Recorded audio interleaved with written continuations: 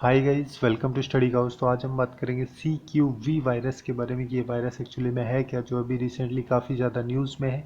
जो बेसिकली इसके ट्रेस जो है वो भी चाइना से मिले हैं। तो इसके बारे में जो भी इंफॉर्मेशन है, मतलब कि इंसानों में ये फैल सकता है या फिर नहीं, और कितना डेंजरस है, उन सब चीज़ों के बारे में पूरे डिटेल में हम एनालिसिस करेंगे। और अगर आपको ये वीडियो यूजफुल लगे then do like, share and subscribe to study house. Okay, so let's start. तो अभी बेसिकली जैसे कि कोरोना वायरस है, कोविड-19 की सिचुएशन ग्लोबल लेवल पे चल रही है।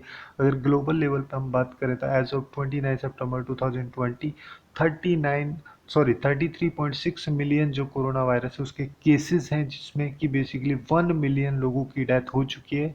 वहीं पे जो इंडिया है, जो कि वर्ल्ड में सेकंड नंबर पे है कोरोना वायरस के केसेस में, जिसमें अप्रोक्सीमेटली 6.1 मिलियन केसेस हैं और अराउंड 96,000 लोगों की कोरोना वायरस की वजह से डेथ हो चुकी है। तो ऐसी सिचुएशन में अभी रिसेंटली जो Indian journal of medical research है, उसके कुछ साइंटिस्ट, मतलब कि उनकी एक लैब है जो मैक्सिमम कंटेनमेंट लैब, जो कि पुणे में बेस्ड है, उसके कुछ साइंटिस्ट और ICMR का जो नेशनल इंस्टीट्यूट ऑफ वायरोलॉजी है, उसके साइंटिस्ट के द्वारा एक स्टडी अभी रिसेंटली पब्लिश की गई, जिसमें इंडिया को वार्न किया गया है CQV, जिसको कि कैट क्यू वायरस बोलते हैं, उसके अगेंस्ट में। बेसिकली यहाँ पे 2 ह्यूमन सीरम सैंपल्स में इसकी पॉजिटिविटी के बारे में इंफॉर्मेशन मिली है। अब यहाँ पे जो ये स्टडी की गई थी, इसमें बेसिकली ये बोला गया है कि जो कैट क्यू वायरस जो है उसको लार्जली रिपोर्ट किया गया था चाइना में। चाइना का जो लोकल एरियाज है वहाँ पे क्यूलेक्स मॉस्किटोज की हेल्प से ये स्प्रेड हुआ है। उसके साथ साथ जैसे पिग्स जो हैं, वो वियतनाम के जो पिग्स हैं उनमें भी इसकी स्प्रेड को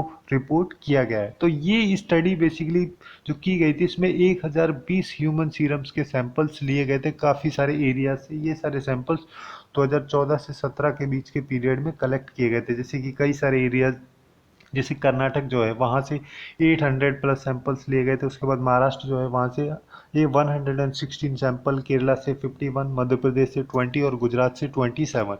तो इस तरीके से ये सारे सैंपल्स जो ये एजेंसी थी इन सब के द्वारा कलेक्ट किए गए थे। और अभी रिसेंटली इनमें पाया गया कि जो 883 जो सैंपल्स हैं, उनमें से 2 सैंपल्स में जो CQV वायरस है उसके अगेंस्ट में एंटीबॉडीज़ की इंफॉर्मेशन या फिर एंटीबॉडीज़ की पॉजिटिविटी के बारे में इंफॉर्मेशन इन सारे में पाई गई। और ये जो 2 सैंपल्स हैं जिनमें अभी रिसेंटली ये पॉजिटिविटी की इंफॉर्मेशन पाई गई, ये बेसिकली कर्नाटक को बिलोंग करते हैं। कर्नाटक का जो सागर डिस्ट्रिक्ट है, वहाँ पे जो जंगल मियाना है, वहाँ से ये सैंपल्स लिए गए थे 2014 एंड 17 के बीच के पीरियड में। तो वहीं पे बेसिकली इसको जो CQV, जिसको कैट क्यू वायरस बोलते हैं, ये डिटेक्ट किया गया था। तो बेसिकली जो CQV है, ये एक वायरस है जो कि डोमेस्टिक पिग्स में इसको प्राइमरली कंसीडर किया जाता है। मतलब कि जैसे डोमेस्टिक पिग जो होते हैं वो सब इसको इसके प्राइमरी होस्ट के नाम से जाने जाते हैं। तो बेसिकली हुआ ये कि चाइना का जो लोकल एरिया है जहाँ पे सुअरों का पालन होता है, तो उस एरिया में जो एंटीबॉडीज़ हैं उन सारे एनिमल्स में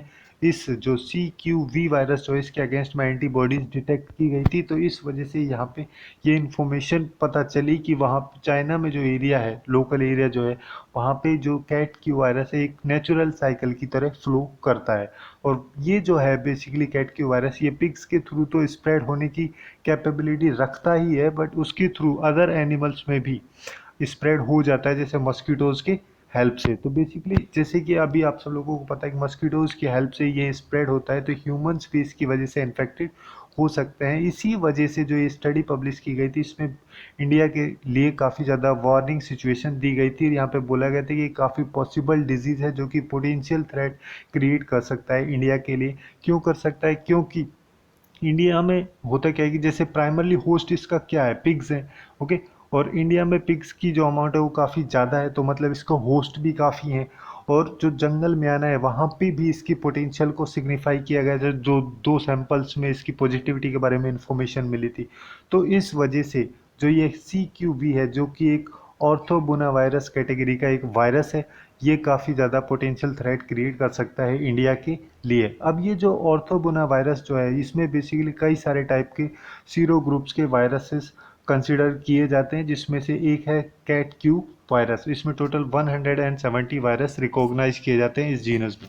ओके, अब यहाँ पे मेन क्वेश्चन ये आता है कि क्या ये वायरस डेंजरस है, तो इसके बारे में इस स्टडी में कोई इन्फॉर्मेशन नहीं मिली। हालांकि यहाँ पे ये बोला गया है कि जो CQV वायरस है, ये कई सारे जो वायरस हैं जैसे कि कैच वैली वायरस है, जिससे बेसिकली होता है क्या कि जो ब्रेन होता है या फिर ब्रेन के जो भी स्पाइनल कोड्स जो होते हैं वहाँ सबके एरियाज में इन्फ्लेमेशन की सिचुएशन क्रिएट होती है कैच वैली वायरस की वजह से। उसके अलावा जैसे ला क्रोसे वायरस जो है उसकी वजह से ब्रेन जो है उसमें इन्फ्लेशन होती है।